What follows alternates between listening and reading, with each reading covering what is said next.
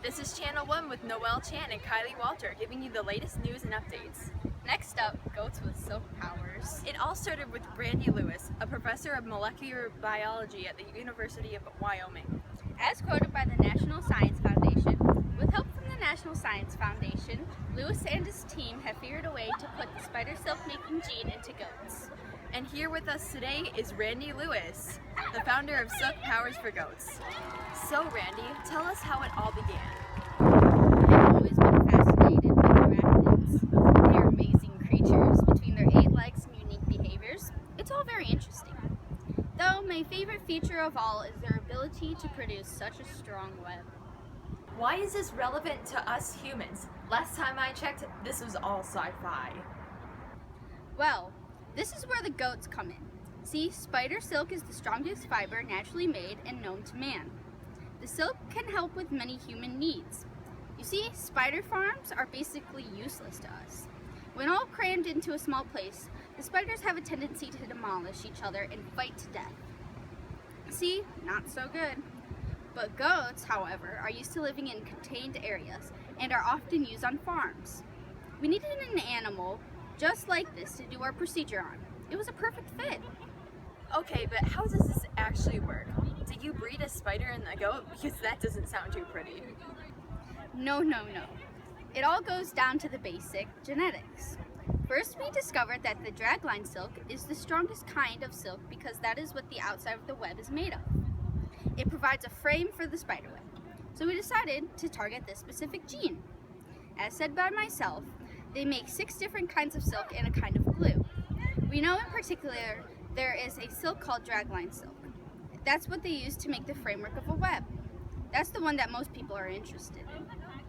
Then we took a goat embryo, also known as a fertilized egg. After this, under a microscope, we took a fine pipette and added a few copies of the gene. These gene sequences became part of a chromosome. And voila! You have a baby goat that is able to produce spider silk. Wow, that's some pretty amazing and complicated stuff. But how many goats actually produce the silk? We had 7 kids. 3 of them tested positive for this gene, while the other 4 were perfectly normal. This is because we added 7 copies of the gene. Therefore, there is not enough genes to go around for everyone. How do you get the silk out of the goats? Easy. You just milk them, just like a normal goat. We have a machine to process this milk. There are fibers in the milk that are silk fibers, and we're able to extract this. We wheel the strand onto a spindle, and there you go. For every drop of milk, there is a yard of silk in it. Unfortunately, it's not as strong as we'd like it is for now, but of course it's gonna get way stronger. It's currently 30% the strength we want it to be, but we're constantly making new discoveries and advancements.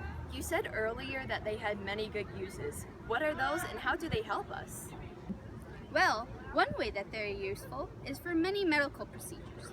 Many such as eye surgery, jaw surgery, fake tendons and ligaments, etc.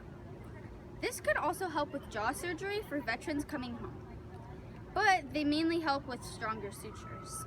Having the goats produce the silk is way more beneficial than spiders since we can produce way more. In addition, this silk could advance bulletproof vests and airbags. What type of impact does this have on us? The impact that we are mainly targeting is the economic sector. If we switch to spider silk alternatives for these products for safer means, goats can produce large quantities of the silk at times in which we would rarely run out.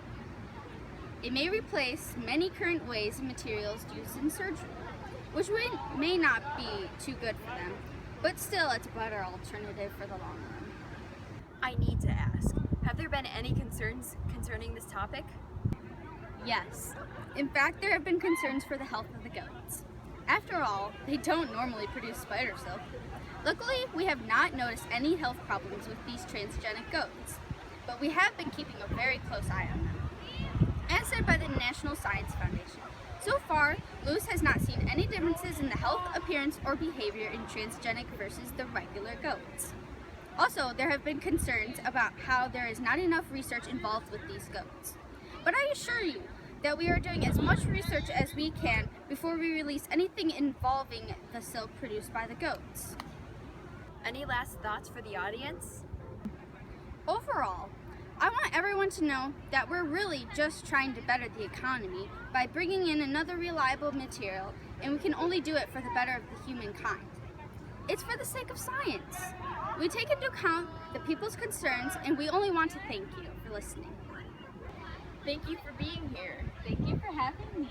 That was Randy Lewis, professor of molecular biology at the University of Wyoming, working on silk powers for goats. Next up, EnviroPigs.